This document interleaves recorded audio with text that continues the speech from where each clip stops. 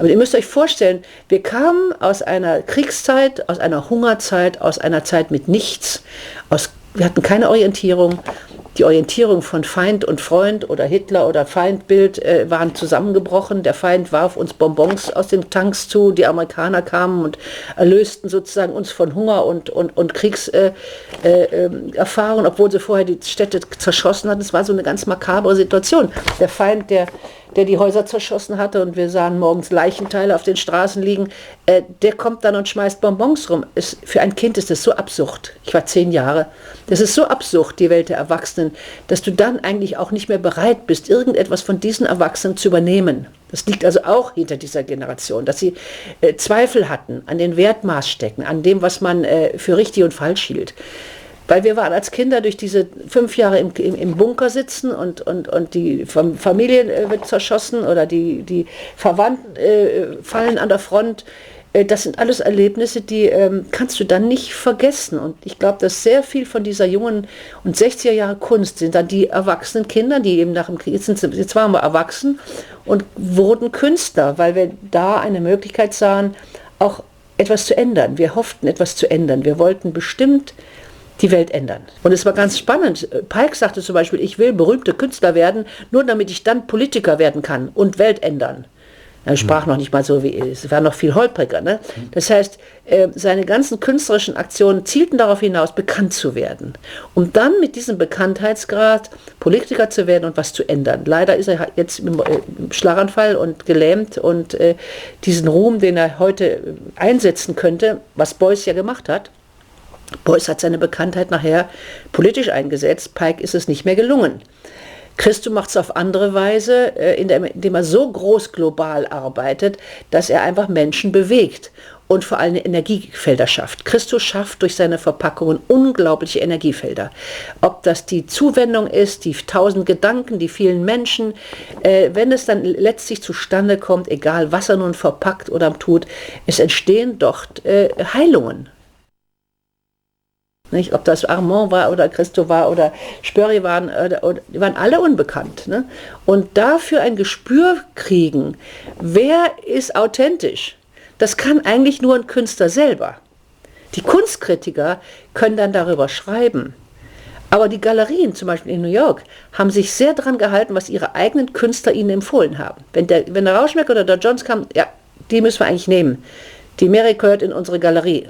Dann kam der Castelli zu mir und sagte, ja, mach mir 10 solcher Arbeiten, kriegst du eine Show. Da hatte ich aber gerade ein halbes Jahr dran gearbeitet. Sag ich, Leo, das kann ich nicht. Ivan war es, Ivan Karp, das kann ich nicht. Dann brauchen wir 6 Jahre. Ich habe erst ein halbes Jahr. Ja, das geht in Amerika nicht. In Amerika musst du 50 Arbeiten pro Jahr machen, sonst promotet dich keiner, sonst hat es gar keinen Zweck. Eine Galerie macht sich gar nicht die Mühe. Denn wenn es dann losgeht, wollen viele Leute deine Sachen haben. Sag ich, gut, dann ist die falsche Galerie.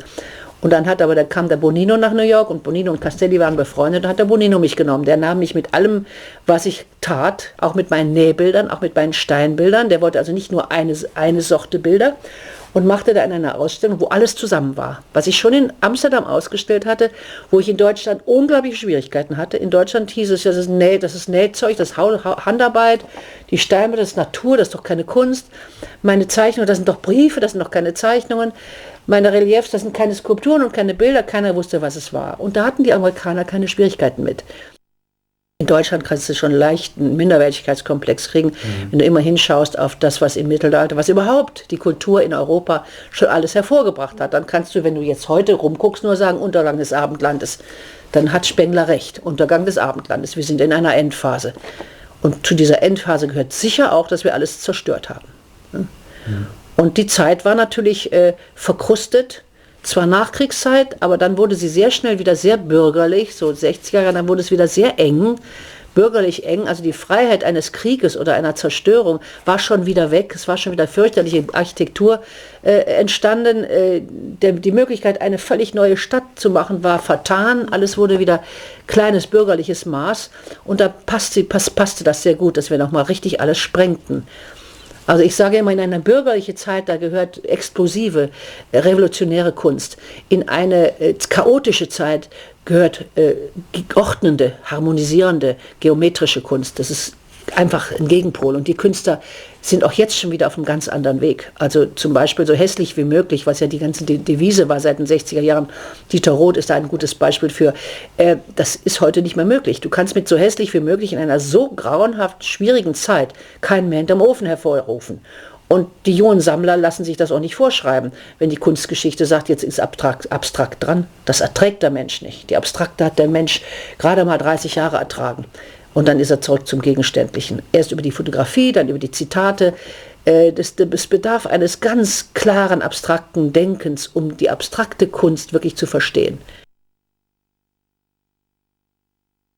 Es war fantastisch, als die Grenze aufging nach dem Osten und wir sahen, wir beschimpften ja die Landschaftsmaler, wir beschimpften den Realismus, den DDR-Realismus, aber was die malen konnten, da haben wir doch schon den Hut vorgezogen. Aber wir haben das verpönt, wir wollten nicht malen lernen, das fanden wir altmodisch, das fanden wir spießig, ne? Wir waren dem Bauhaus verpflichtet. Aber das ist die erste Generation, die das noch ernst nahm. Die nächsten Generationen, die sich an der abstrakten Kunst dann orientieren, die nehmen es zu einfach. Die denken, hinschmieren, Farbe auslaufen lassen, das war's dann. Die setzen sich auch nicht mehr auseinander. Und dann ist es ein Epigonentum, dann stimmt es nicht mehr. Also stimmen auch die Nachfolgen an Abstraktheit nicht mehr. Weißt du, was ich meine? Ja. Nicht? Und dann ist es viel stimmiger, dass die Menschheit oder dass das Künstlervölkchen sich wieder dem Image oder sagen wir mal der Ikonografie zuwendet und dann auch wieder handwerklich fähig wird. Das müssen natürlich in den neuen Medien sind es wieder andere Handwerklichkeiten. Die ganze Computergeschichte, die ganze Fotografie, das sind ganz andere Handwerklichkeiten. Ich bin in der Fotoschule gewesen, du lieber Gott, was es brauchte überhaupt, um einen Film zu knipsen. Für jede Beleuchtung eine verschiedene Einstellung, eine verschiedene Blende, was es brauchte, dieses zu entwickeln. Welche Flüssigkeit du nahmst, wie du dann mit nachriebst, Stellen, die nicht dunkel wurden, wärmer macht es als das andere. Das war eine unglaubliche künstlerische und handwerkliche Fähigkeit. Jetzt ist das alles möglich. Jetzt müssen die Fähigkeiten woanders hingepackt werden. Wenn dann alles möglich ist, per Computer oder per Medien, dann muss die Fähigkeit oder das Denken oder der Erfindungsreichtum sich woanders austoben. Wenn das handwerklich ist es kein Problem mehr. Wenn die Architekten früher eine Perspektive malen mussten aus Aufriss und Grundriss, das war schon ein besonderer Job im Architekturbüro. Wer das konnte, ne, dem gab es die Grundmaße und die Aufsichtmaße und der machte dir eine Perspektive. Heute macht das der Computer. Also ein neues Mittel erübrigt eine handwerkliche Fähigkeit. Und das muss man immer auch in dem Zusammenhang sehen, was kunstgeschichtlich passiert.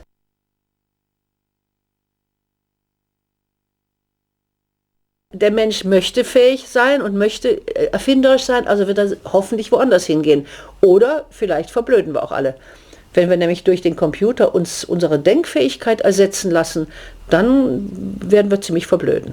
Was man früher auswendig lernen musste und konnte, was man früher stundenlang auch auswendig konnte, auch im Kopf rechnen konnte, das können unsere Enkel nicht mehr. Und dann habe ich schon das Bedürfnis zu sagen, nun rechnet es doch auch mal im Kopf. Kannst ja dann ruhig einen Computer nehmen. Auf der anderen Seite, ich mache meine Steuer selber. Da sitze ich an diesen Rubriken und ziehe die mit dem Kopf zusammen. Da sagt jeder, nimm doch ein Apparat. Sag ich, nein, das ist für mich ein Training. Das ist für mich ein Training. Und wenn ich das nicht mehr ruckzuck zusammenziehen kann, dann weiß ich muss was für meinen Kopf tun.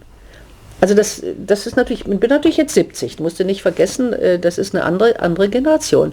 Und ich wünsche meiner Enkelgeneration, dass sie ihre ganze Kreativität, wenn sie nun mal nicht in die Meisterung von Schwierigkeiten geht, dann positiv für eine neue Zukunft, für eine anders gedachte Zukunft, für eine anders gelebte Zukunft, für Zukunftsmodelle auch wirtschaftlicher Art, finanzieller Art.